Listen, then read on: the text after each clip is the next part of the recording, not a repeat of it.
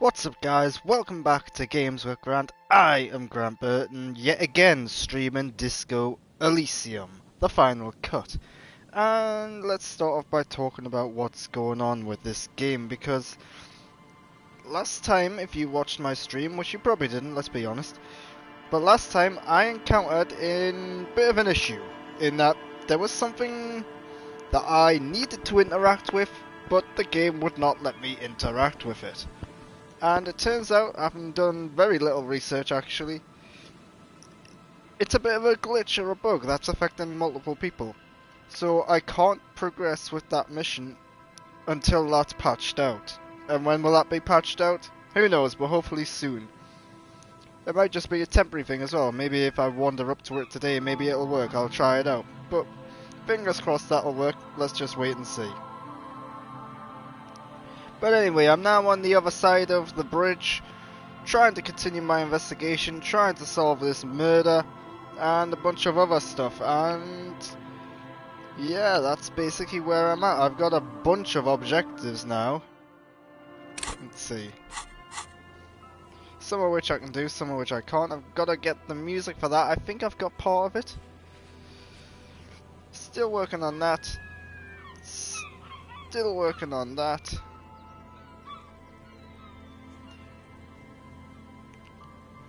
Badge and my gun, I'm still working on them. Secret passage, I'm still working on that. A lot of this stuff is kind of just going on in the background.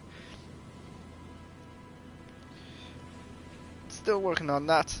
Gotta speak to her, but she does go on a bit, so it's like a tough one to voluntarily go up and do. And find booze, and I don't think I'm going to do that. Find Morel, the cryptozoologist, I'm kind of doing that right now. I need to wait for that, ask about that, go there at a certain time.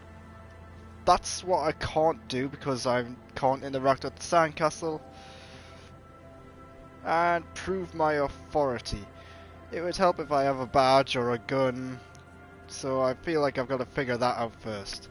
And I've now got a bird which I can take back to Gort, get on his good side. So, let's get things on the road here. Figure out where the hell I am. What are these people doing? Here we go. Nice and easy. No way out, little guys. Not out of this jam.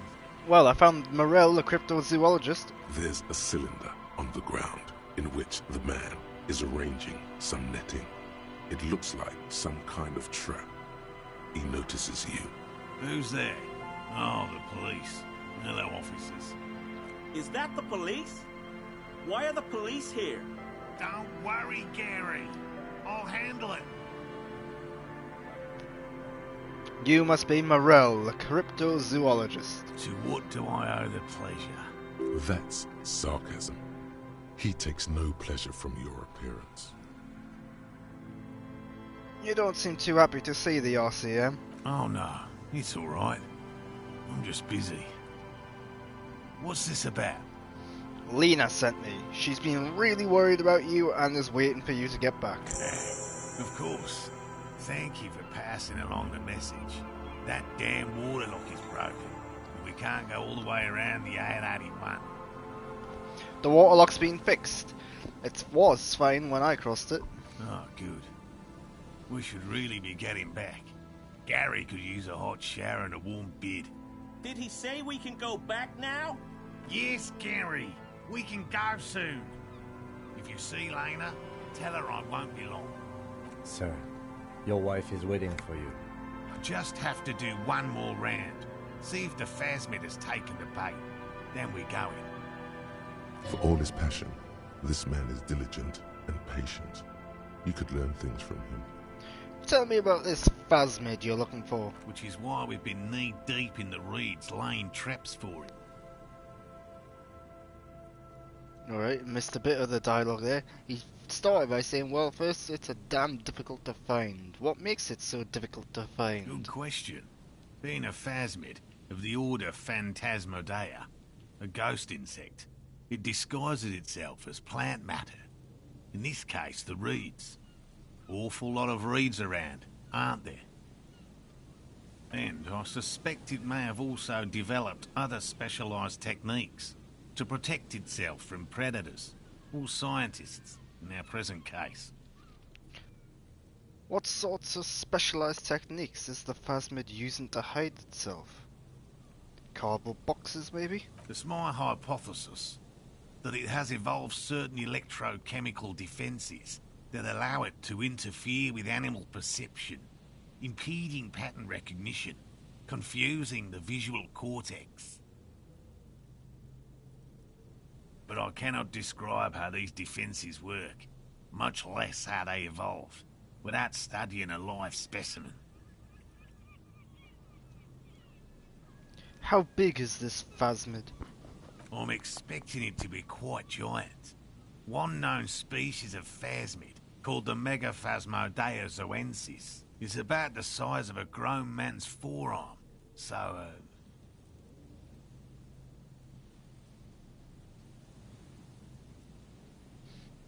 Why are you so interested in this stick bug? It doesn't seem to be as colourful as some of the other cryptids I've heard about. typical rookie assumption. Insects are much more sophisticated creatures than those unversed in zoology give them credit for.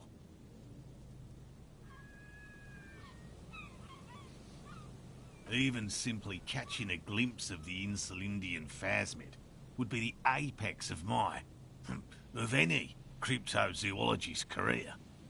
But to study it and its defences, find out how it stayed hidden so long.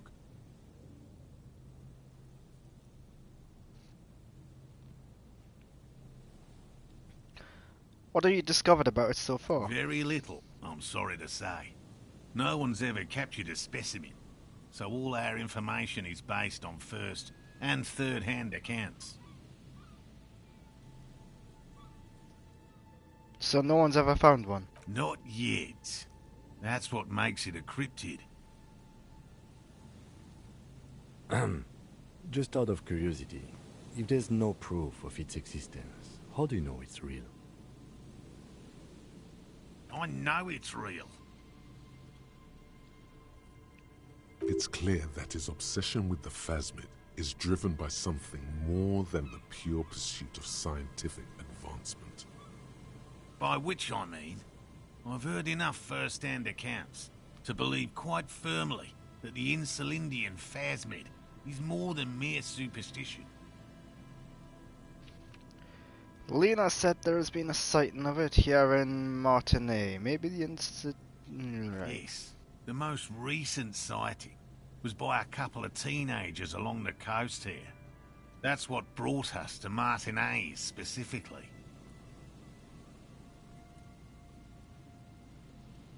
It's the first credible sighting in several decades. Admittedly, it's an unusual location for this species, but with all the sewage runoff upstream, it probably doesn't matter much anymore. Maybe the Insulindian phasmid has died out? I have to resist the thought. Such an extraordinary creature is doubtlessly highly resilient. After all, it's generally thought to be capable of parthenogenesis. He means asexual reproduction.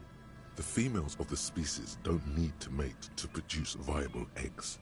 This makes it easier for a species with a small population to survive.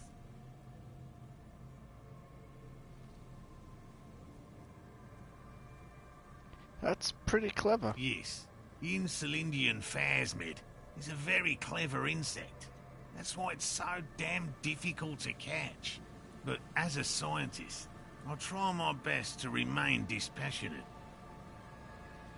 Tell me about these traps. Well, they may not look impressive, but Lena designed them quite cleverly, so I'm sure they'll do the trick.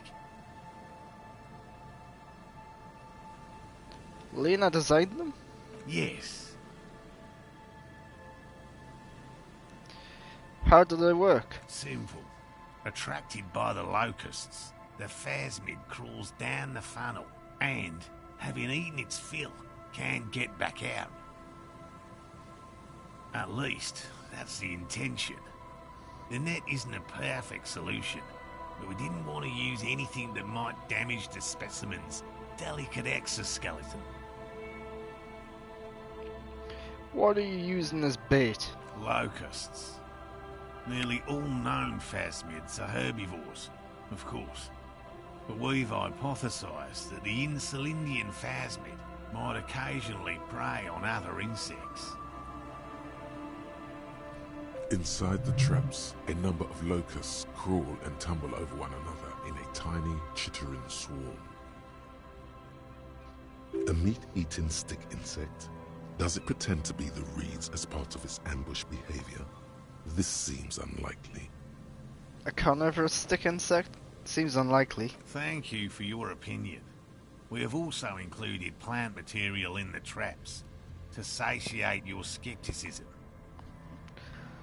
What will you do if these traps don't work? They'll work, I assure you. The predatory hypothesis, using locusts as bait, accounts for the failure of previous efforts by other teams, which use plants. We have given this some thought. The traps do seem to be deftly and thoughtfully constructed. It's clear the cryptozoologist's wife knows what she's doing. Yes. What? Lena seems pretty eager for you to return. And I'm eager to return to her, I assure you.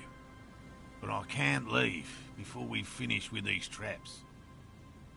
My wife understands that just as well as anyone. Come on, Morale. We've been soaking out here for days. It's time to go back.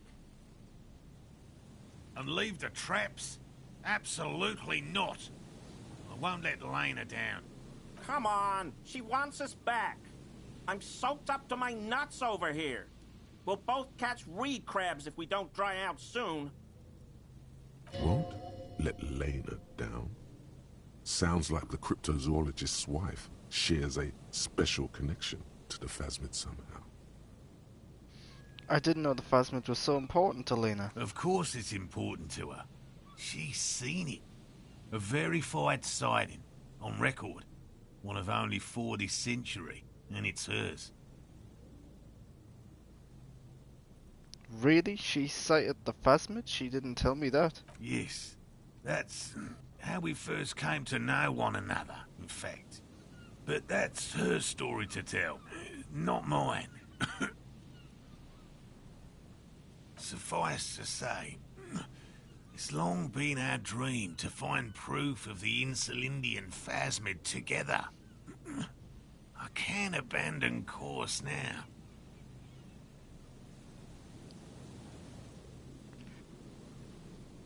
Maybe you could go back to the Whirling, warm up, come back and check the traps later. No, no, no. The traps need to be monitored on a regular schedule. What would we do if the phasmid were to starve while we were sipping tea at the hostel? He's dead set on this. I could go for some trap setting. What if we check the traps for you? I didn't expect you to take such an interest in our work here, officer. Cryptozoology and detective work are very similar. Chaos is my method. I am a scion. Right, to be honest, I don't want to do any of this, but I also don't want to turn it down. Yes, indeed. Both require a great deal of research, attention to detail, and, above all, persistence. Where are these traps? There are 4 in total. One is to the south, on this little peninsula, by the boathouses there. It's very near. Another we set in Land's End, to the northeast. It's behind a small sand dune there, on your way to the old radio tower, after the church. The third is set near the canal, where you crossed, by a concrete slab. A big thicket of reeds going up the slope, and among them... You should check at least one of those before returning to this one, since I just said it. This one's more of a technicality, but still, better safe and stupid then sorry. That seems like a lot. Do we really have time for this extracurricular venture?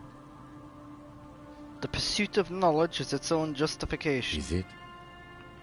If you think it's important, you have been right before.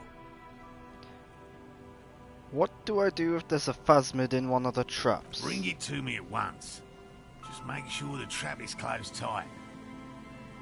He's not comfortable with the possibility that you'll claim the find, but he's lying about this even to himself. What if I encounter the phasmid in the wild? That's highly unlikely, officer. But in the event you do, I'll spray you with a pheromone mixture I developed. It's made of musk and research chemicals. The pheromone should attract the insect to you, or at least prevent it from bolting at the sight of you. It's quite potent. Will last you about a week. Lay it on me. Wise choice. I hope you're not buying this. He dispenses it without letting you touch the canister, so it would be precious like holy water. It is precious. A single dose cost me 50 real to develop. Not that I expect you to understand self-financing one's own research. Right. Which means you two can pack up and go back to the boiling. Whatever he thinks about this detour, it's clear that these men are exhausted and in need of assistance.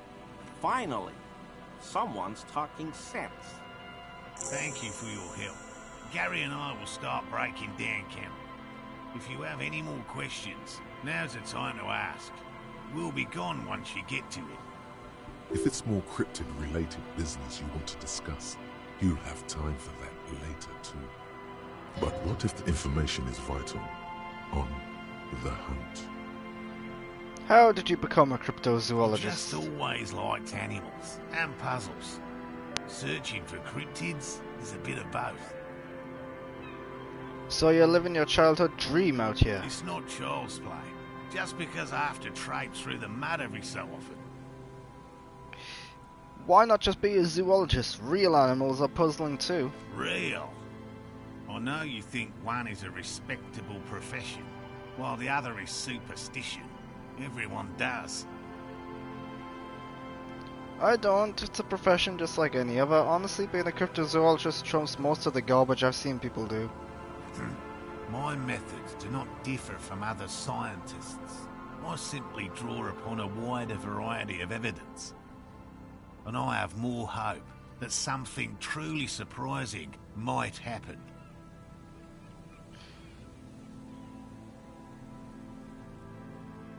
And does anything truly surprising ever happen to you? No, as I said, I have yet to catch a cryptid. Although I have come close. Close enough to keep trying. Interesting. Something for later, this close call. What kinds of evidence do you use? Everything from forgotten regional lore to newspaper accounts, like the one that brought us here, to look for the phasmid. I keep a very open mind. He's interested in things that people believe that scientists don't. You think other scientists don't listen to ordinary people enough? Most establishment scientists only care about reputation and remuneration, not real research, and certainly not the truth. They're a cowardly lot, and both the field and basement archives can be dangerous places. So you've never discovered a cryptid? No. Very few cryptids are ever discovered, and not for a lack of trying.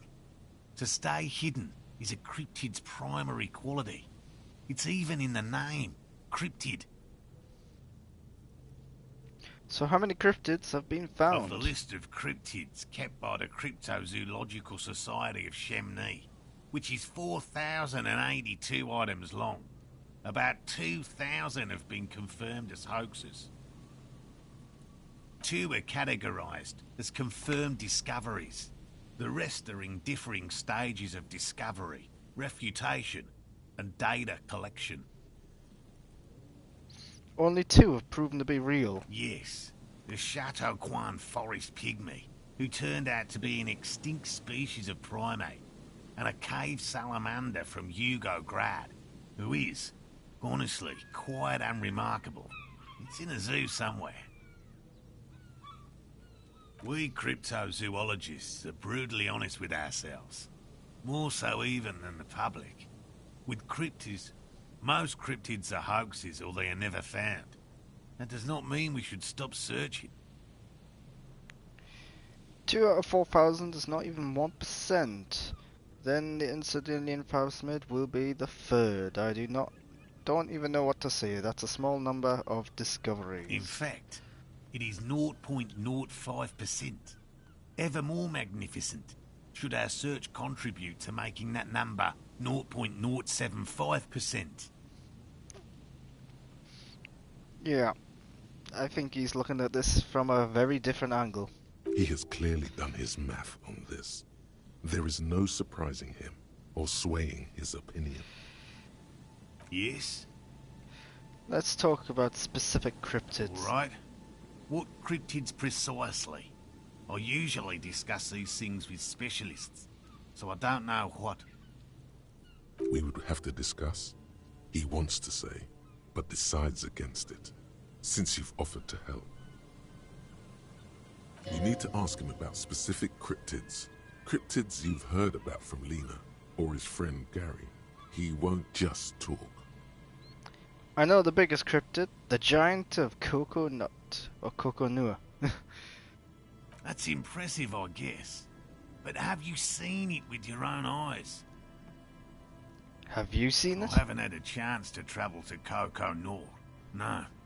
And I likely never will. The Samaskill desert region has been embroiled in a small civil war for the last 8 years. I fear this mindless barbarism may have wiped out the elusive creature entirely. Sightings of towering luminosities have grown rare recently, while they once used to be constant. Yes, sightings of mirages are constant. A mirage is a constant phenomenon that people have no time to report when a war is going on. It remains unclear what this has got to do with you seeing it, as he was inquiring before. He was just being defensive. Which one did you almost catch? A willow person. It's a long story.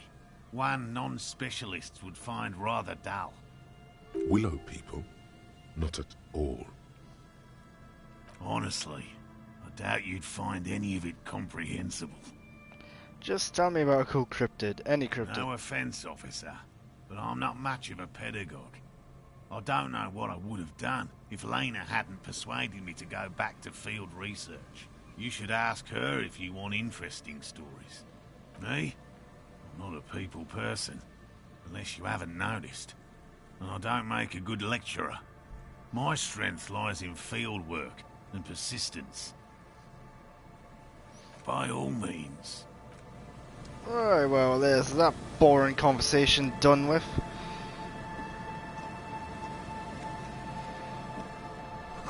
Only the most interesting, invigorating streams from me. These soggy logs smell of ignition fluid that still they won't light up. It's almost impossible to get a fire going this near to the ocean. Hello, I'm Gary. Very generous of you to help us out, officer. Yellow man. I mean, officer. The lieutenant raises his eyebrows slightly and takes out his notebook. Well, that was just uncalled for, wasn't it? Yellow man. Interesting. This is something to ask him about, after a little probing first. I'm just waiting for my friend Morel to finish up with his insect traps so we can return to civilization. Not a lover of the great outdoors. I like nature, just not this bloody coast. It's mostly drunks and degenerates that come here. Degenerates? This man respects authority too much. To see the truth inscribed upon thine own visage.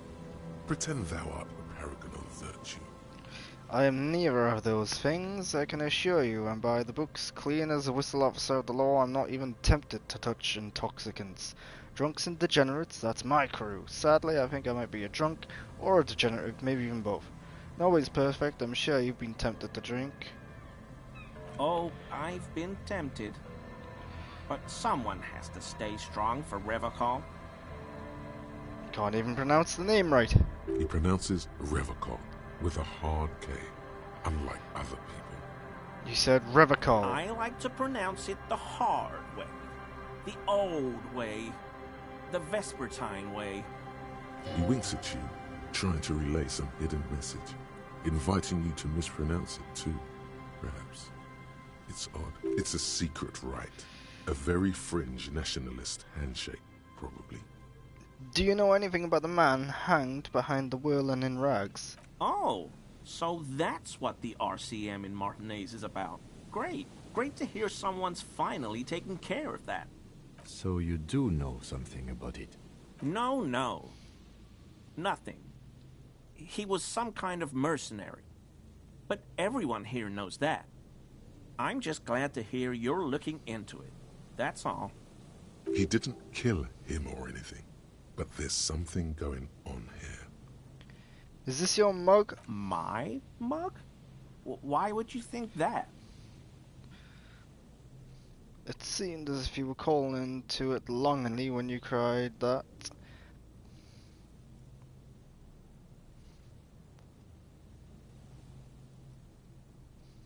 Really? I hear it all the time. All in jest, of course. No offense meant to anyone. Still seems suspicious that I mentioned the mug was found at the scene of a lynching. Okay, I admit it. I threw the mug away in the trash container behind the hostel. I know I shouldn't have, and I am very sorry, officer. You're not going to find me, are you?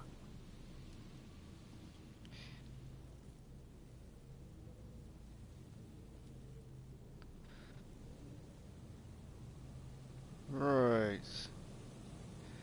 Yeah. Okay, I deserve that. And I won't do it again. You have my word. I don't know what got into me. I'm not exactly sure Stuffing what my I'm finding them garbage for, in to be another honest. man's property, it's... Put something in I've the been bin. having trouble at work lately. The Quakos are price dumping us out of competition. What did you do, Gary? Nothing. Just answering some questions. Helping out the law. How did you get into the trash container? I know a guy who works with the trash collection services, CS Municipal. He gave me a master key for the trash containers of Martinez, Why would you need to get into everyone's trash? so I can use the Whirling's trash compactor to store my own stuff. Garbage disposal is expensive as hell. The damn Chimeans run it like a mob. I'm sorry, okay?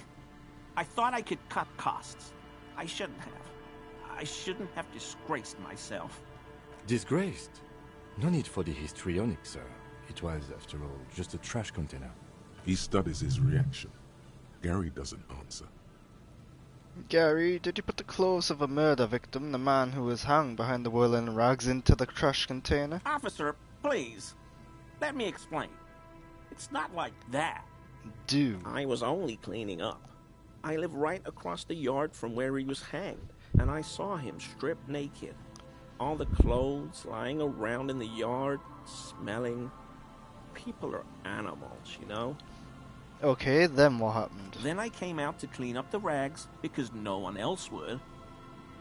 I put them into the Whirling's trash, along with a broken mug, admittedly. Okay, now I know why he's being fined. It's because he tampered with a crime scene. Okay. I was coming to throw the mug away, and, well, I threw the mug there and the clothes too. Right. It was just civic duty. Exactly. That's exactly what it was. Civic duty. As he shifts uncomfortably, a series of clicks, like the clinking of glass beads, against one another as they roll across a hardwood floor. You've heard this sound before, but where? You wouldn't know anything about the victim's missing armor, would you? Armor? No. I mean, yes. Of course. I know he was wearing armor, but I don't know anything about it. An infant could see he's not telling the truth, but he's too scared to admit more wrongdoing. What's that strange sound? What sound? The clinking I just heard when you moved. Don't mess with me, I think you know what I'm talking about. I haven't the slightest. There's lots of weird stuff out here in the reeds, though. Insects, trash. Could be the wind shifting some garbage nearby. What? Really? There's lots of weird stuff out here in the reeds, though. I hope I can help your investigation. In my small way. Are you a cryptozoologist too? No. I help Morel with research sometimes, and I've learned some things along the way. But I don't usually go in for picnics like this on my own. You surprised to see my colleague, Lieutenant Kitsugari? Not many Sealites here, or anywhere, other than Sail. I meant no offense, truly. Do you remember how, when we met Measurehead and I said the next races will be a really good one? I think so. Sorry, as you know, I've been having problems with my memory, yes. Well, this is that racist. Yes, our lucky racist. Would you grant us 3 wishes, Gary? Are you Gary? Are you Gary? Are you a racist? I don't know, I like the Hey, man. All I meant was there are not many Sealites around here. I'm just stating a fact. Do you have a problem with Seolites? No problem at all.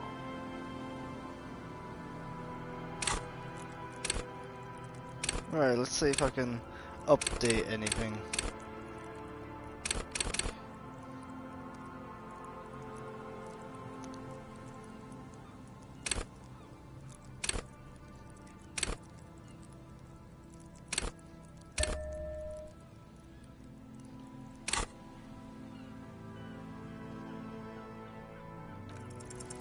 Is he? He's looking comfortable enough. Maybe it was just beads. Sounded like beads. But what kind of beads might a man like Gary be hiding beneath his clothes? Are you currently sporting some anal beads? You wouldn't be able to hear if you were wearing any beads. Please excuse my colleague's humor. Working this murder case is taking a toll on us both. You don't quite have to answer that yet.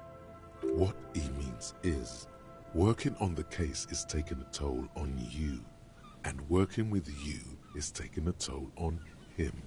Of course.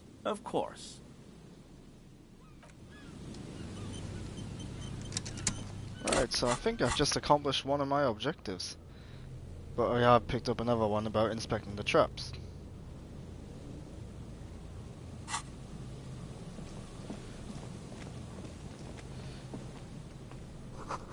A buoy bobs in the water. The number on it says 11. These heavy military blockades are riddled with bullet holes, crumbling.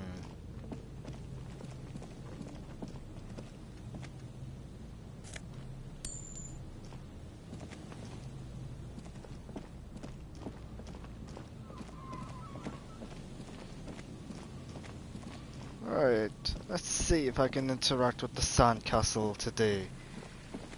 I'm not going to build my hopes up. I've got a feeling I'm going to have to wait for a patch for that.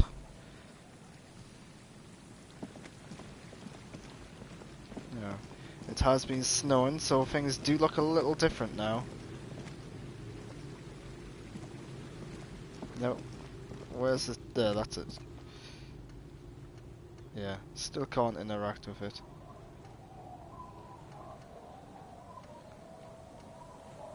Yeah, that's disappointing.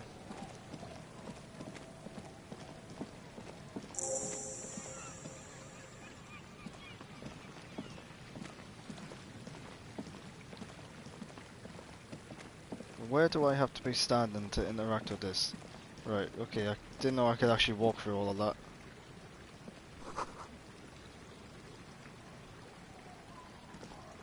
All of that for that.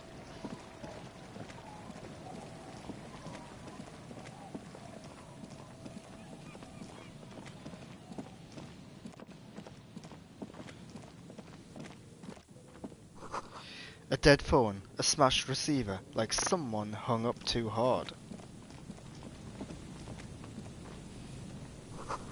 Someone must have worked hard to smash this plastic dome.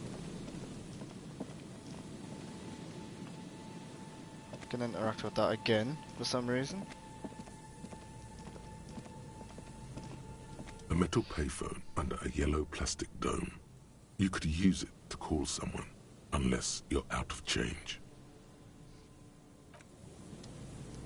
Who am I gonna call?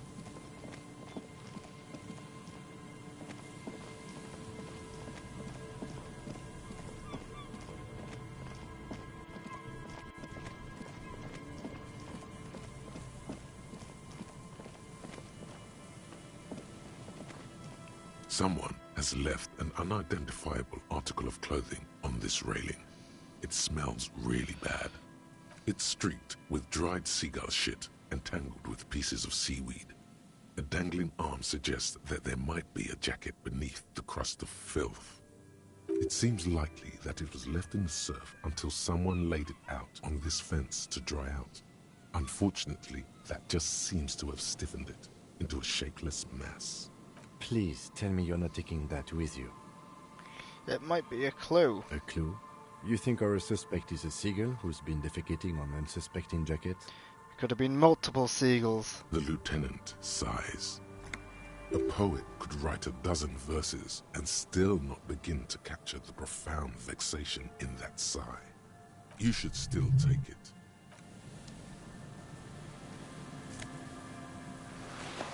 Filthy jacket. Well, I assure you there's no way I'm going to be putting it on, but it's there. Oh, hold on. It's not actually in my clothing area, it's somewhere else. As you hold it in your hands, it makes an uncomfortable crunching sound. That's not... How did it get so disgusting? It's a sordid, filthy tale, not for the weak. Are you sure you can stomach it? Think about It it. occurs to you that you're not even holding the jacket itself, but rather the thick crust of jetsam and seagull shit that ensconces it. It smells like a dead sea creature, tangled in grey strands of seaweed. It must have spent quite some time in the water before the tide deposited it ashore. Gross. Why? Why did you think about it? Look at your hands. They're covered in muck. Maybe if I wipe my hands on my pants. Nope. Now you're just flicking that shit everywhere. This is a disaster. You'll never get the smell out.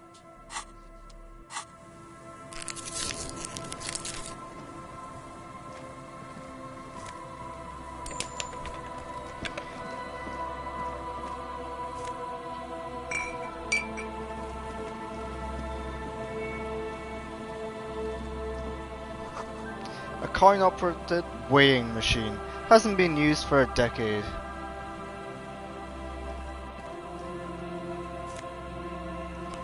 What's that? Mega Albino's prescription glasses.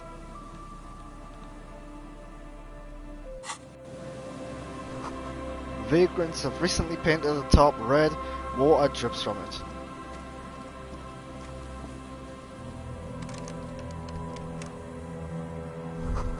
A makeshift roof. Vagrants have tried to make the boardwalk habitable. The top... I can't even read that. That top will keep out neither rain, nor snow, nor wind.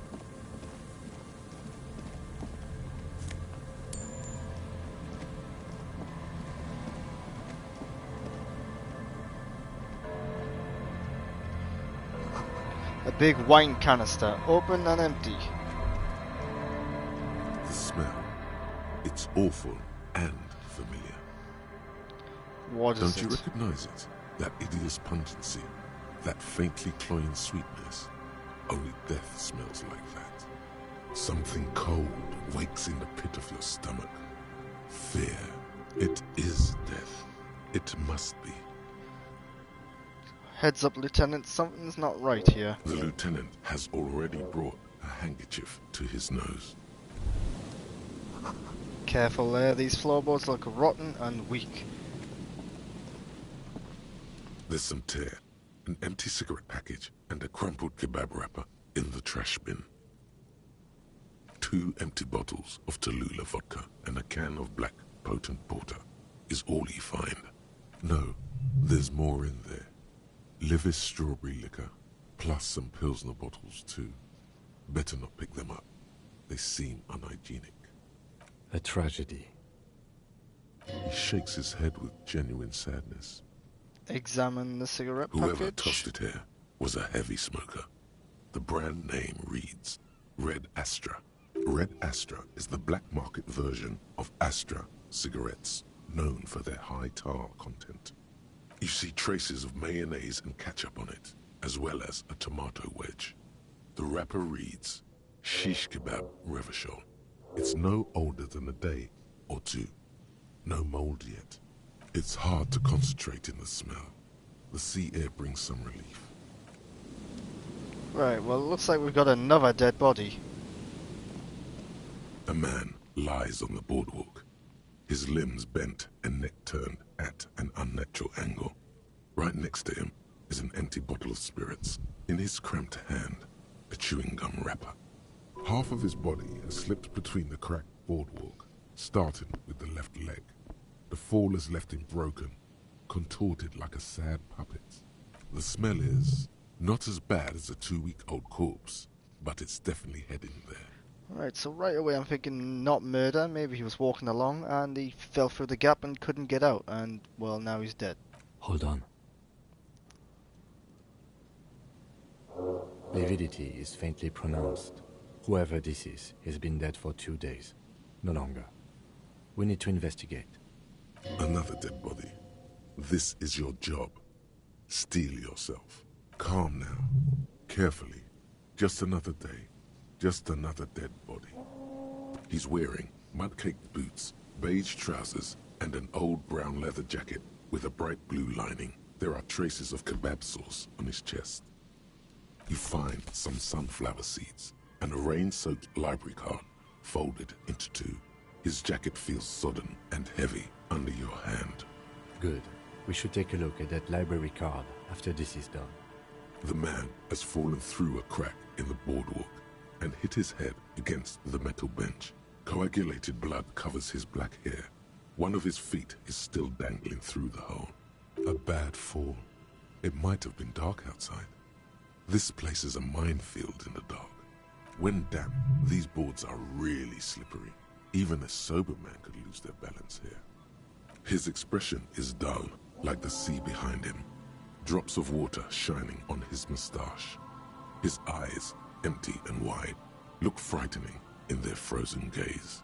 Height, 170 to 175 centimeters. Curly hair, stout build. Age, approximately 50 to 60 years. There's some dried blood on the metal bench, right where the corpse's head rests. The floorboards are rotten and slippery wet around the hole. An empty bottle lies nearby. A chewing gum wrapper is clutched in his fist. Be very, very careful where you step here. A dried chunk of blood covers the hair at the back of his head. An open wound. It's sticky and cold to your touch. This is what killed him. I don't see any other major wounds, do you? Seems like the head wound was fatal. It's exactly the shape of the bench. They screech under your feet ominously. It's hard to say whether the dead man's weight was the cause of the boardwalk to break. It definitely looks fragile. You see waves churning below. Something cracks beneath your feet. He could have easily disappeared into the sea through that hole, and you would have never found him. A .75 liter Tallulah vodka with its cap missing. There's hardly anything left inside. Tear all around us. I'd prefer if you didn't collect them this time. It's not proper. Grabowski spearmint chewing gum. Green leaves on the cover. The man's mouth is half agape from the terror of the fall. The blackness of death. Stench. You think you see white chewing gum too? He ate the whole pack, right? It's to cover the smell of alcohol before going home. The worst thing is, I've seen it before. Almost the same scenario, even the chewing gum. It's always the same. The entire boardwalk creaks in the wind as you take a step back. Who is this man? Looks like one of the locals. He'd have to know this spot to come here. You don't just walk over here. But that's just a lazy assumption. What do you think?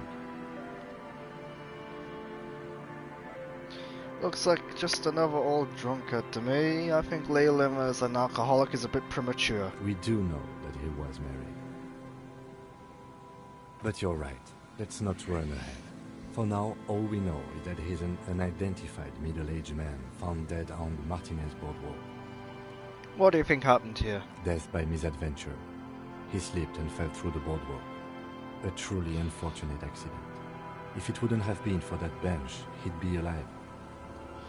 Someone should be held responsible for this broken boardwalk. It's dangerous. They'll seal this place off after the news reaches the coalition officials. I doubt that they have enough resources to actually repair the boardwalk. Not that sealing it off would keep anyone away. All it does is keep the city council's hands clean. No, I don't see anything that points in that direction. For now, let's treat this case as a simple, albeit sad, accident, unrelated to the murder case. Agreed. If this somehow converges later, why not? But keep it simple for now. Do you think he was drunk? Well, it's pretty clear that he probably was. Oh yes. What about alcohol poisoning and liver failure? Some symptoms of acute alcohol poisoning could have definitely played a role here. Severe confusion, respiratory depression, unpredictable behavior. But I think that death arrived through head trauma, not liver failure. What about the kebab? What about it? The deceased ate some kebab. It's probably from a nearby place, maybe in the box. Sometimes a kebab is just a kebab. It does seem to be a pretty straightforward misadventure, although there's still a question of identifying the body. What should we do with him? From where I stand, I can see two options. We either take the case and follow the leads to identify the body on our own, or we report back to the station and leave this for our colleagues to handle. Hold on, what about field autopsy? A field autopsy isn't necessary if the cause of death doesn't appear to be criminal, and this looks like a simple accident to me. I'd say we should just write down head trauma in the autopsy report and leave it at that. It would save us at least 2 hours of unnecessary work. Yes, but isn't that kind of sloppy? Maybe, but we don't really have much time or resources to spare. The guys at processing will take care of the rest. We found him, we should finish this. Let's leave this case for the station. We still need some time. Alright, we should first examine the library card you found. Then we can call the station from my kinema. Let them know we are taking the case. Right, where's this library card? The library card is folded into two and still slightly wet to the touch. The front side reads, Central Jamrock Public Library Card, issued to Billy Mejean, expires July 53. Billy is a unisex name. Could be the deceased, or his family member. Whoever owns this card is an avid reader. You find a list of books written in blue pencil. Radio thriller. Stand a little less between me and the sun. The last one in the list is The Glinton Curve by M. Theobald. A library stamp indicates that the book has been returned. Most of these titles seem to be in the sci-fi genre. Some thrillers too. If lost, please return the card to the library. Dial 005 02 55211 or visit us at Moreau Street, 78, Jamrock. Business hours, 900 to 1800. Good. We should give them a call from my kinema. See if we can learn anything about Billy Mejean.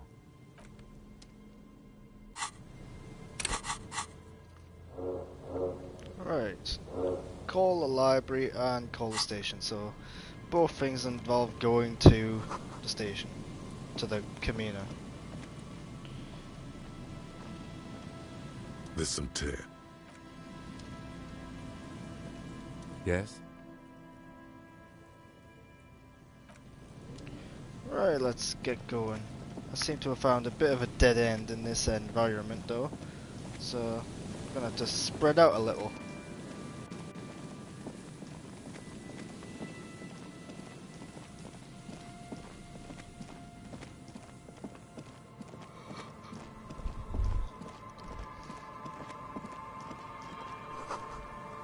drum pulse. The music has come from somewhere on the ice.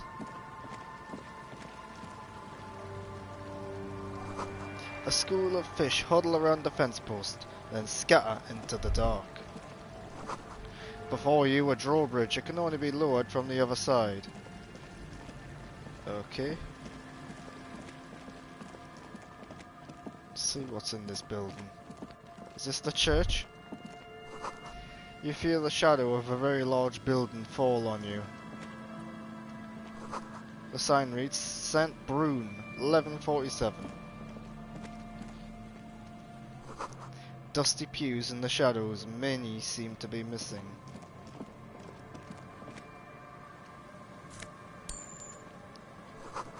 An altar shrouded in dark, or something like that. It's too dark to tell.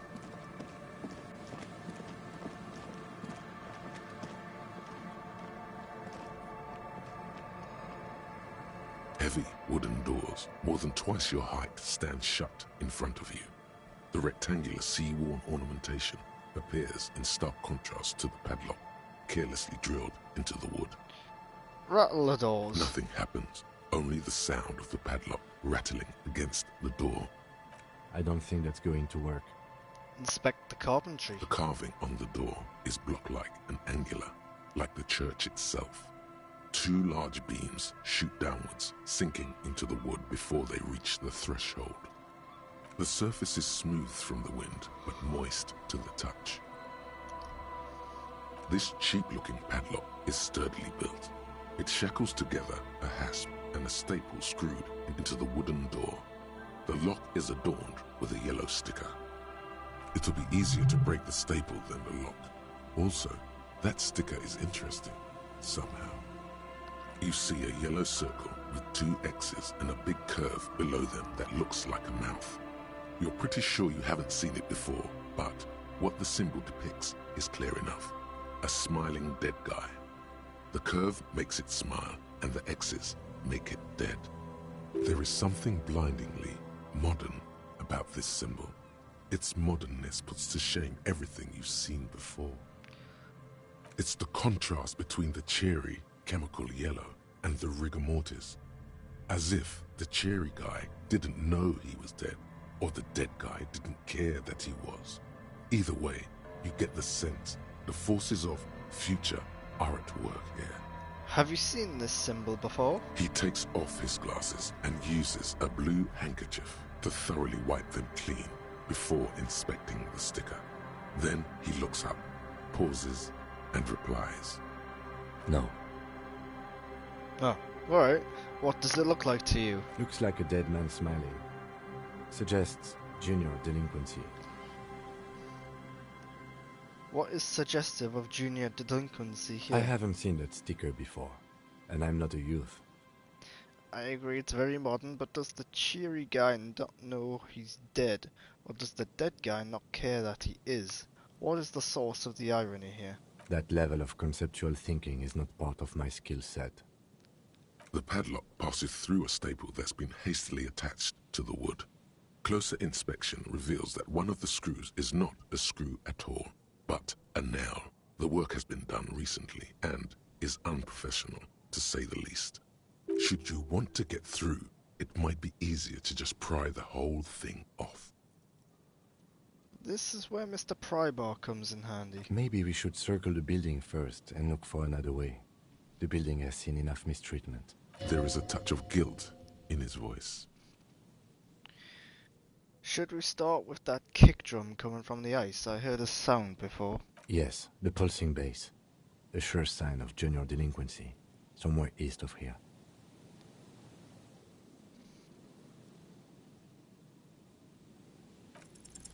Your hands are clammy from the sea air.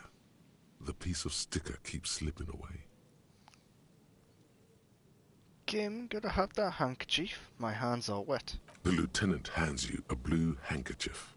He looks a little dismayed when he gets it back crumpled. However, it should be easier to peel the sticker off now. There's nothing like the sound of a sticker unpeeling. Now it's stuck to your thumb. Put it in my ledger at the last entry where it belongs. Put the sticker on your ledger right on the cover.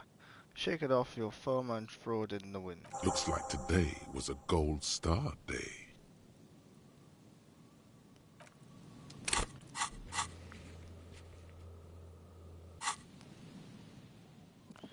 Right, well, where was that drum? Is it out over there? There's nothing I can interact with here, so it must be over there.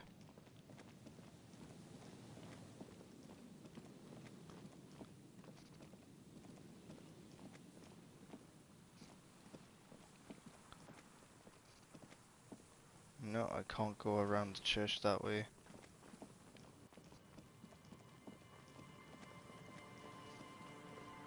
What is this? These rusty gears used to turn the whole machine.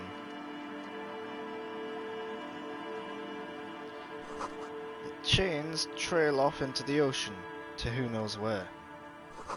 This barrel has been recently discarded and it still smells of fuel oil. An old door, worn by elements, guards the depot. The wind has blown a sand dune in front of it. The door hasn't been opened in a long while. You see a handle. What is this thing anyway? It's military. A service depot of some sort. Used to service what? The washerwoman mentioned a depot at the coast. She said it was for moving ammo and cargo across the bay. This might be it.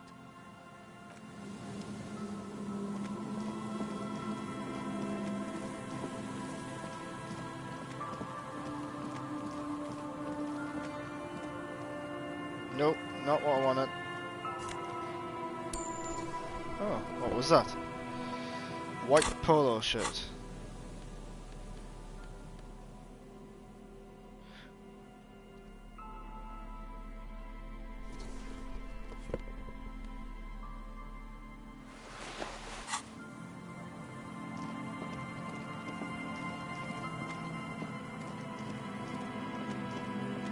Oh, this is one of them traps. There's a trap in the reeds at your feet. Looks like the same one you saw Morel set before. Same mesh, same wiring. The reeds sway in the coastal breeze. They seem to be waiting for something. The wind picks up here, near the Cape's end, surrounding the narrow strip of land from 3 cardinal directions. It's cold for this time of year. Locusts are crawling around in the trap, confused but uneaten. You see no carnivorous reed phasmid gorging on them. Big surprise. Anyway, 1 down, 3 to go. Damn, I was hoping it would be in the first one. No need to grin, I'm not expecting to find anything. I'm helping some citizens and getting some fresh air.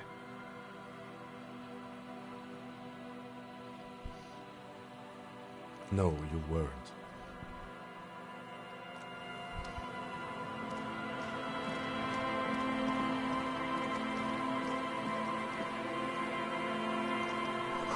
Cigarette butts, cleaned away under a rock brand.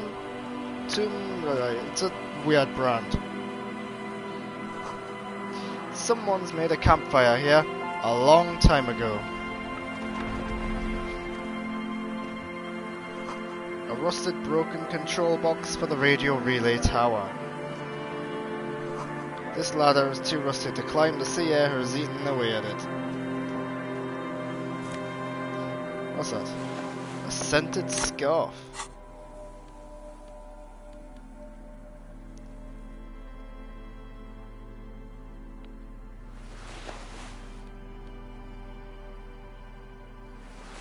I prefer the bow tie. Bow ties are cool.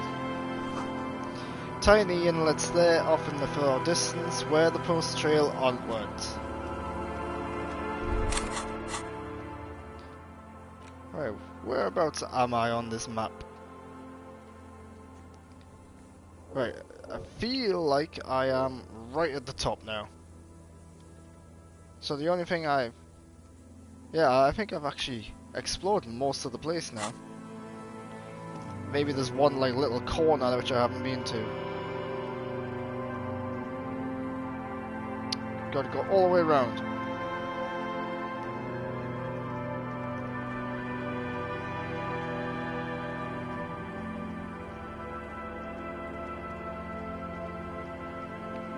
This could be a tedious walk back. And there's really no way I can go around the church this way? No. I feel like I'm gonna get in that church eventually. It seems like too big and too important a building to just not be able to go in it.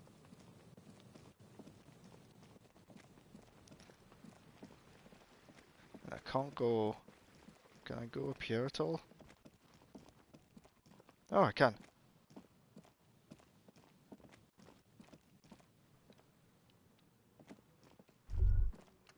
You see that seagull up there? Remind you of anybody? No one comes to mind, it's just a seagull. You and the seagull are just alike. Right, where's this going? Think about the seagull's story. It's one of endurance and adaptation. The seaside was paradise once. They were birds of that paradise. Then their paradise became Shit City. And what did they do?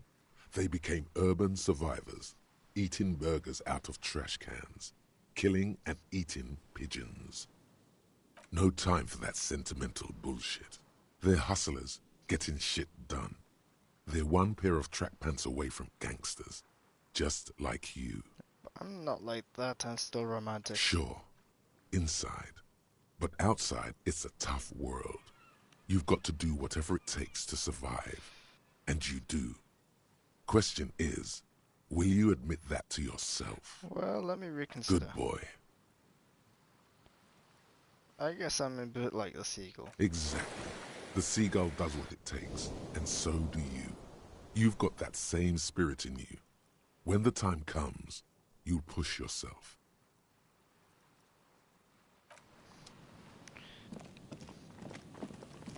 It's one conversation I could probably have done without.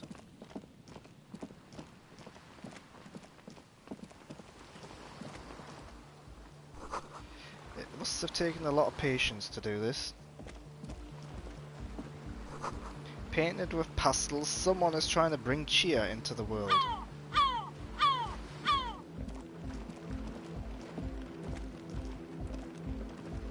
The tent is just tarpaulin fabric covering a pile of stuff. The flap is open. Inside, 3 young men, all in forward-looking apparel, reminiscent of the sticker on the padlock, are listening to some new form of music. It's like nothing you've ever heard. One of them looks at you. Come on, get in and close the flap behind you. The warm stuff's getting out. Alright. Sorry, we barely have room for one. You go ahead. I'm too old for this. I'm actually not, he thinks. I just dislike delinquents. I'm sure you will feel right at home. I'll keep watch. Okay, I should probably have spoken to that guy outside first. Nice little beat. Canisters filled with what appears to be water, distilled. A pile of nasal sprays, brand name Nosifed Ultra. A speaker, the big kind they use for live music. You see a youngish man bleaching the tips of his hair with a toothbrush. He puts the toothbrush down and extends his hand in greeting. Hello, I'm Andre. It's a pleasure to meet you. His grip is strong, sweaty, and warm. He's trying to project and inspire confidence. This is my posse, Noid. Posse. Yeah, I was liking that guy until he said the word posse. The young man with earrings looks at you suspiciously. An egghead. Egg! Together with a settled burger, who's out there right now, doing some seriously progressive sonic experimentation, we like to think of ourselves as music venue organisers. Wait, how many music venues have you We organised? have many in the pipeline, officer. Why are you here? You see, we've been all over Jamrock North, prospecting for real estate to establish a new venue in. Also for talent. Yeah, thank you, Egghead. And while there is no shortage of raw, unfettered talent spinning tapes in Jamrock, we've had rotten luck with the real estate part. place is a shithole. I apologise for my friend Noit's potty mouth. I realise this is not how you speak to a police officer. He has authority issues. There's no need, the place is pretty bad. Which brings me to the problem of occupied ecclesiastical property. I bet you've noticed the derelict hive of narcomania on the coast. An attempt to pander to your perceived conservative sensibilities. No person his age would ever use a word like narcomania with a straight face. Don't fall for it. Enough histrionics, what are you talking about? I'm talking about the church, and I'm not exaggerating. Even a place of spiritual refuge can become a magnet for all sorts of dopeheads and burnouts if left unattended. Dopeheads! Burnouts! Well, I'm sad to say, that's exactly what happened. Sad because we were just about to put Martinez on the map with one of the maddest dance clubs in Jamrock. Nah, strike that, in Revachol. Strike that! The word! And sadder yet, because the dopeheads and burnouts hold up in there are the worst kind. He leans back a little, watching you with a steady, serious gaze, letting you imagine just how bad those dopeheads and burnouts really are. Good. This calls for an opinion. You're an expert in those. I won't stand for narcomaniacs of any kind. No narcomaniacs on my watch. I feel like you may be laying this on a bit thick. What's really so bad about these dopeheads and burnouts? Yes. And the worst part is, they're also spooky. What exactly do you mean by spooky? I was hoping you would be the judge of that, officer. All I can say is, their spookiness is the kind that keeps us from restoring this church into a community centre and a place of spiritual refuge. Also, they don't eat or clean the building. Shit's gonna collapse. People just want to spin tapes without them spooking it up. Place has bad signs. No one can dance like that. Thank you, Egghead. So you're gonna look into it, right? It should be a police matter. Getting them out. Whatever spooky stuff they're doing, I'm sure it's not what the Ecclesiastes meant their property for. I'll look into it. All right, man. Andre's obviously very happy you took him seriously. The whole tent is. The boys exchanged giddy looks. Did you put the padlock on the door? Yes. I asked Noy to install a measure against more drifters wandering in. It's a temporary fix, just something to contain the situation. I had to do it in a hurry. Not my best work, but it should hold for a while. I need the key. Of course. Noy, give the officer the key. All right.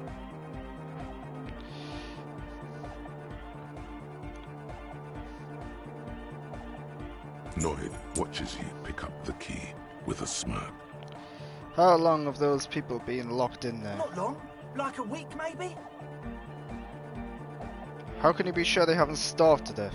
I'm super sure they're alive. I mean, come on. I'm at least 90%, maybe 85% sure they're still alive. Somewhere in the ruinous past that led you here, there was something called exams. You may have learned the term involuntary manslaughter there. Andre, do you know what involuntary manslaughter means? Yes, I do. I listen to Channel 8 all the time.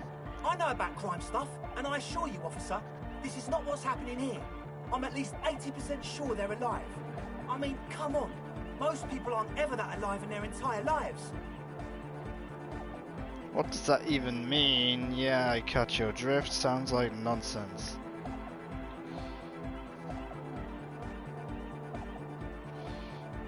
I don't know. What does anything mean, really? Oh, yeah. Yes, alright.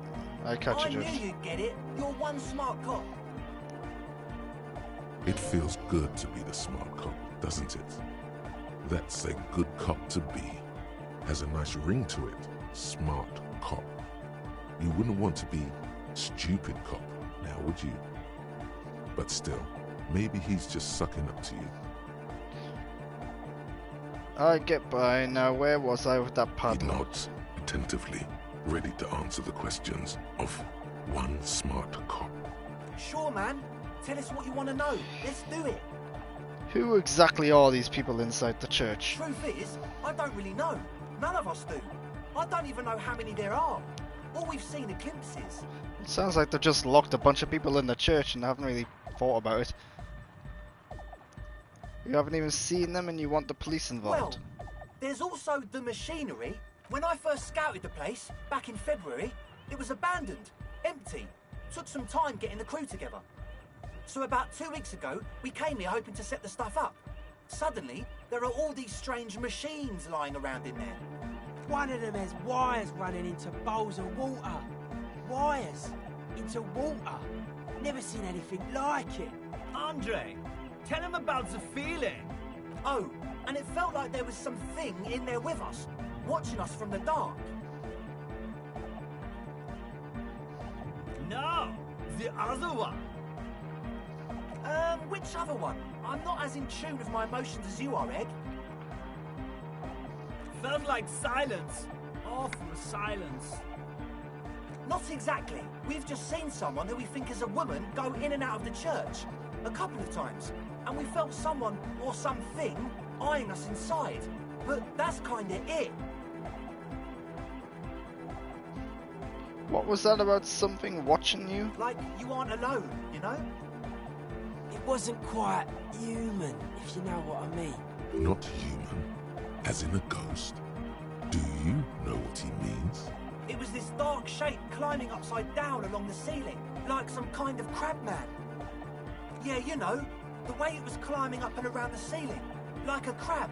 It was stalking a cell, exhibiting ambush behaviour. Odd. Crabs are usually marine creatures and not known for climbing walls.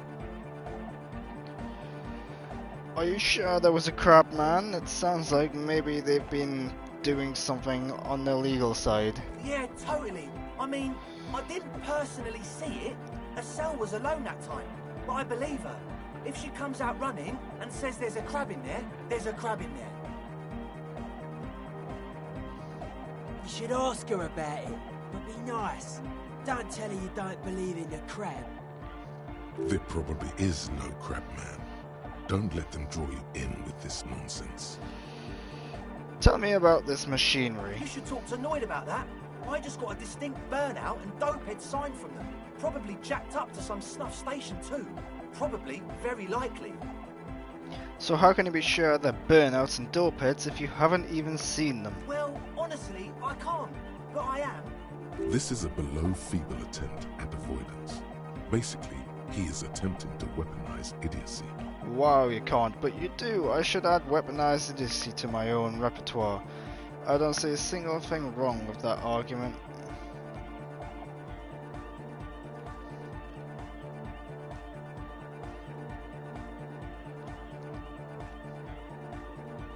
Hey now, I'm 70% sure they're substance abusers. Right, the percentages are really changing very quickly. Don't let all that technology fool you. Where do you think the drugs come from? Alright, let's Sure. talk about something else. Some kind right, okay. Who are these? Oh yeah, that's a meteor and name for the founding party. Thought it'd be cool to use it. If you don't know what the founding party is, there might be a way to mask it with minor demagoguery. Before we go on, what do you mean by a meteorin? Oh, the founding party, I do know them, but can you refresh my memory? Come to think of it, I've never really looked them up, you know. I can't give you a precise definition, but they're a very powerful religious organisation. And And they have roots in ancient mass society. And they're the custodians of the Pericarnassian Church. Plus, they anoint the innocents. They, like, made the innocentic system, no? it doesn't sound like they would appreciate a dance club in their church. They sound like exactly the kind of people that would want loud dance music.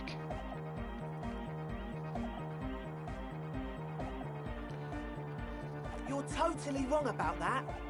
The Pericarnassian Church is about love. And Nordic music is about love. I got love for my Pericarnassian posse. Love is the relay out of death. We dance. Love is hardcore! Unity! Unity! Make some noise for my Insulindian posse! You feel it. The anodes and the cathodes coursing through you. Your big toe starts tapping along to the bass. No as if words, testing enjoy the waters. beat. I don't quite understand what you're talking about. What's a posse? I guess love can be pretty hardcore. I now understand. It was lame of me to suggest otherwise. Right. Feels good.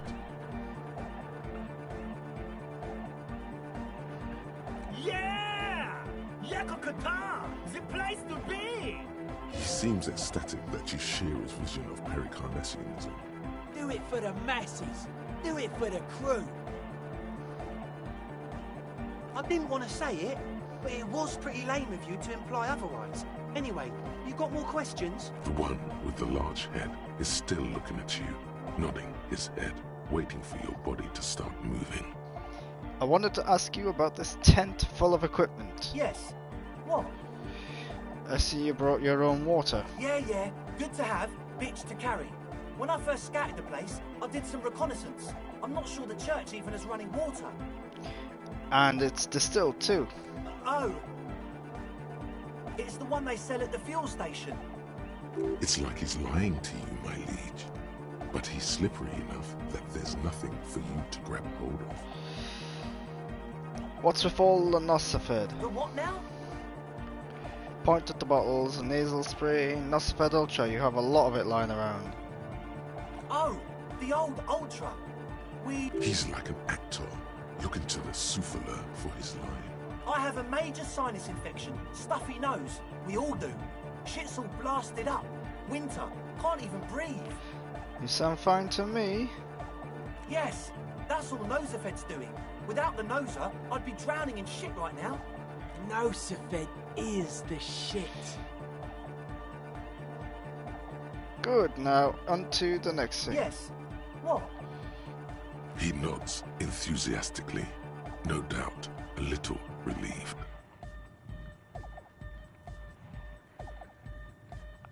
As always, we'll be right here, waiting patiently for the news. Yeah! Wow, so someone's been a little boring. What? Yes, my standard liege. Someone's seen all sorts of wild ideas pop off and thought, I'll take the boring one. The regular, please. The brown. Look, I'm just trying to do my job, no need for extravagance. Of course you do. Let's get right to it. My lord's copper type is regular cop. I'll let everyone know. I'll send out a telefax. Wait, what? Yes, the type of cop you are, sire. Think of it as a caste, a class even, a nation of regular law officials that you belong to. It comes, of course, with the usual benefits. Yeah, no need. Let's keep that announcement on standby for now. Good, of course. To outright declare yourself something does seem a bit too interesting now, doesn't it? I won't trouble you any further. Right, help Rava start a nightclub.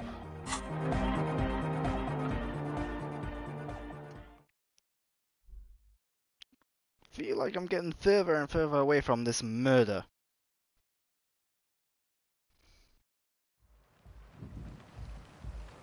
Wait, what's all this crap over here? Trash from someone ending party. A puddle screwed into the ice keeps the tent erect. More tribalistic markings. This post is covered in mud. Can I lower the bridge now? A pane of eternite has been planted into the snow. 2 poles are holding it up. Barely holding it up. It could fall over any minute. A stronger gust of wind might be enough. The pane falls into the icy snow with a soft thunk. Right. Got an easier way across. Just want to speak to this guy before I go. A shaggy-looking girl. Oh, it's a girl. In her late teens or early 20s. kneels on the ice with an electronic contraption in her hand. Hearing you approach, she looks up. Oh. Hello there. She must be Estelle, the last of the speed freaks, Posse. It's cold out here, but she's not wearing a hat. She must be freezing. You must be Estelle. That's my name. I take it you have met the others. Did they tell you about the church and the club thing? They did. Will you help us? I'll help you, alright. Great. Let us know if there's any progress, will ya? Where's We've your been waiting hat? for weeks here. Huh? I said you should have a hat on. So should you. I don't have to do anything, I am the law. You have to do what the law says I should, and I do. Point at your hat. Oh, I didn't notice that. It's nice, you should wear one too if you plan on staying outside in this weather. Now that's all cleared up, I have some questions. Yeah, well... Look man, fuck the hat. I'm sorry I said fuck the hat. I was concentrating on something else. My whole family swears and it rubbed off on me. What did you see in the church? Oh, that. You're not going to believe me. There's no point in me telling you. She's less prone to blurt it out, Crab Man, than the others. We'll see, go ahead and tell me. Okay. I went in and I saw a woman next to one of those machines there. Noid calls it a mainframe. She was dressed like someone who's been raised by their grandmother, you know, strange old clothes. Had this absent expression, didn't say anything, just stood still. Go on. And then, you know, right behind her, a man crawled down the wall, upside down like a crab, down the church wall. I think the woman didn't even know he was there. He was completely silent. He stopped right before he got to the floor, then just hung there like that, looking at me, right at me. I fucking turned around and walked out. End of story. Like a crab, you say? What did this crab man look like? It was too dark. I couldn't tell exactly. Come on, she obviously could. She already went into detail. What did he look like? He looked like a banger, okay? He was all muscular and stuff. Had a mesh tank top. I know it sounds ridiculous, but that only made it scarier in a way. A crab and a banger? Yes, a banger. As in a mess gang member. I know what it sounds like, but that's what I saw. A gangster crab man. Yeah, I don't believe you. You were wrong. I do believe you. Why? Seems too ludicrous for a lie. What would you stand to gain? I guess so. Anyway, what else? I'd like to know about your My associates. associates? I haven't got much to say about them. What do you mean? You must know something about them. Of course I do. I just don't tell people about my friends and who they are and so on. I don't provide information on them. To the cops. What about you? Tell me about yourself. Me? I'm a silver bird. Don't know what makes you think it'll be any different later, but... What's that device you have there? This is a portable recording device. It's for field recording. Low quality, but still. Actually, just one wire. I picked on it till the braiding came loose. The wire leads to a contact microphone. A contact mic records sounds from inside things, like this ice. Your mangled brain would like you to know there is a boxer called Contact Mike. Yeah, any news on my wife's name? How about that on your other? No, you're welcome. Does this have anything to do with Contact Mike? Yeah, I record stuff with it. No, I mean the boxer Contact Mike. No. This is a contact microphone. It's for recording inside solid objects. Contact mic just beats people up. You know, Contact Mike doesn't just beat people up. Contact Mike is a role model. An entire litany spews forth. Yes, you heard right. You should try to be more like Contact Mike, a successful athlete and an inspirational figure who has overcome social, physical and mental obstacles. On second thought, screw Contact Mike, he's not a champion, you are. Look at you here in the front of a saggy tent, picking your nose to drug addict music. The world of sports is in awe of your faith and dedication. Man, you are one weird cop. This isn't about me, this is about your lack of respect for one of the boxer's greats, and for yourself. What is it with you and this Mike guy? Okay, if it floats your boat, I'll be more like Contact Mike and less like me. Yeah, that does indeed float my boat.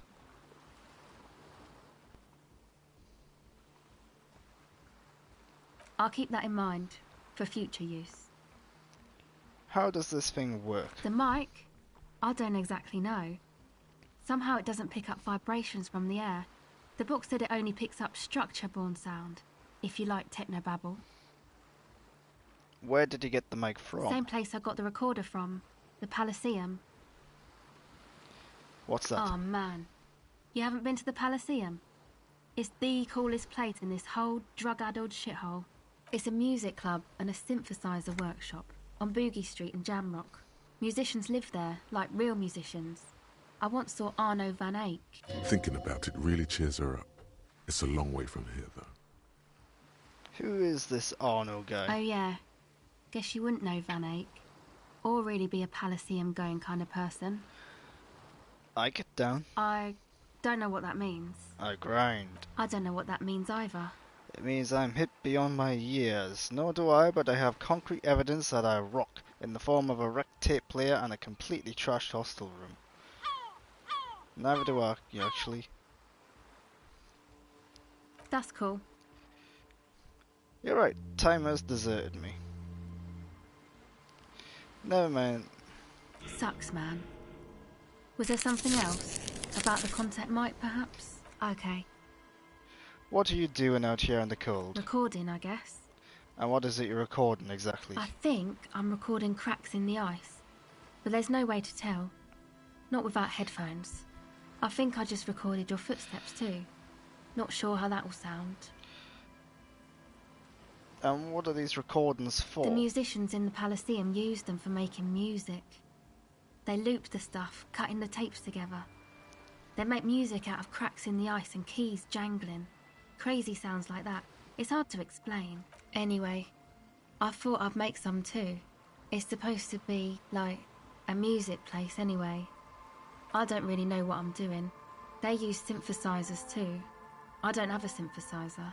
She looks at the recording device, the thing she thought would fill her hours with joy and escape. It's turning out to be an empty fantasy. She feels childish, very useless all of a sudden. Take this, you're called. No man, fuck that, I'm cool. I'm sorry I said that. I'm sorry about the fuck. It's okay. Now this is where a hat would come in handy. Give her your hat. Here, you need this more than I do. You said it's supposed to be a music place. Did you mean the one Andre's got planned at the church? Thanks.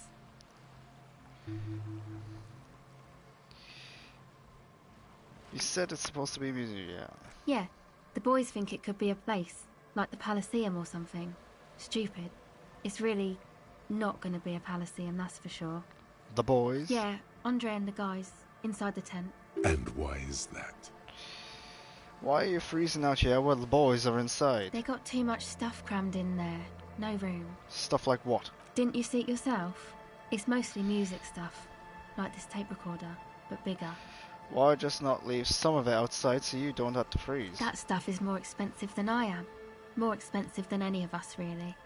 Doesn't matter. I can take the cold. Go ahead. Tell me more about this music place you've been planning in the church.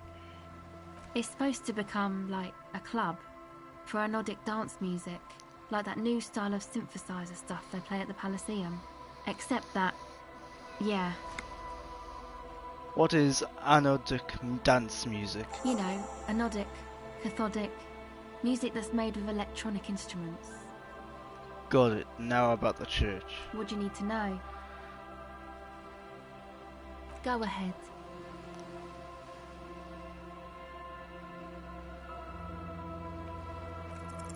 The device is cold to the touch.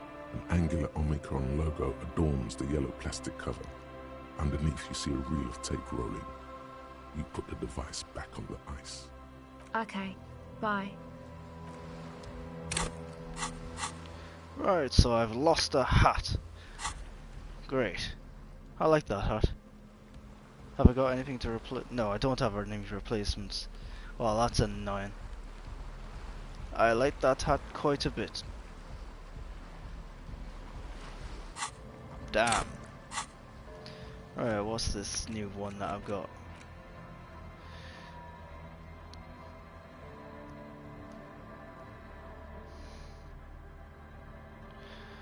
It's time once again to return to the 20 things.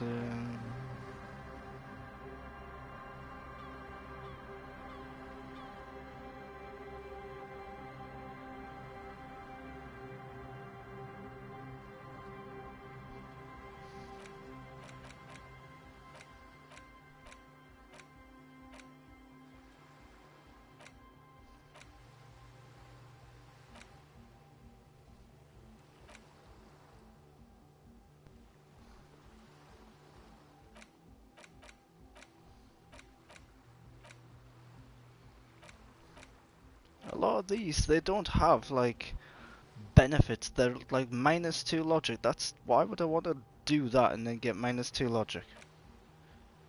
-2 half-life, -2 reaction speed, -1 suggestion, -1 logic. Yeah, there's no point in doing that.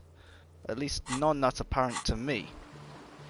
But anyway, that's going to be the end of my stream today. I hope you've enjoyed it. I know I haven't been talking too much about anything.